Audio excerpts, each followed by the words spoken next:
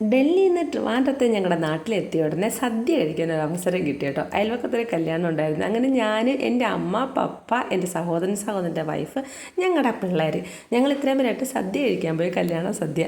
അപ്പോൾ ആദ്യം അവിടെ കയറുന്നതിന് മുന്നേ തന്നെ കറികളൊക്കെ വിളമ്പി വെച്ചിട്ടുണ്ടായിരുന്നു. ആദ്യം കിട്ടിയത് ചോറിൻ്റെ കൂടെ പരിപ്പ് കറി, പിന്നെ സാമ്പാർ. അത് കഴിഞ്ഞ് മധുരമായിട്ട് അടപ്രഥമൻ കിട്ടി. അടപ്രഥമൻ്റെ കൂടെ കോമ്പിനേഷൻ പഴം ഞവടി കഴിക്കുമ്പോൾ ഒരു പ്രത്യേക ടേസ്റ്റാണ്. അത് കഴിഞ്ഞ് കടലപ്രഥമൻ്റെ കൂടെ പപ്പടം ചേർത്ത് കഴിക്കണം, അടിപൊളിയാണ് കേട്ടോ. പിന്നെ ട്രിവാൻഡ്രം സ്പെഷ്യൽ ബോളിയുടെ കൂടെ പാൽപ്പായസം എന്ന് പറയുമ്പോൾ ഞങ്ങളുടെ നാട്ടിലത് സേമിയമാണ്. സേമിയത്തിനാണ് ഞങ്ങൾ പാൽപ്പായസം എന്ന് പറയാറ്. അങ്ങനെ ബോളിയും സേമിയ പായസം കൂടെ ചേർത്ത് കഴിച്ചു.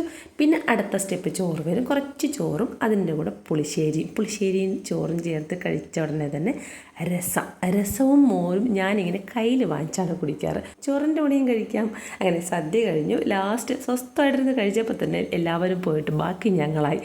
ഞാനും എൻ്റെ സഹോദരനും, എൻ്റെ അടുത്തായിട്ട് എൻ്റെ നാത്തൂൻ, അങ്ങേയറ്റത്ത് എൻ്റെ അമ്മയും പപ്പയും ഇരിപ്പുണ്ട് കേട്ടോ.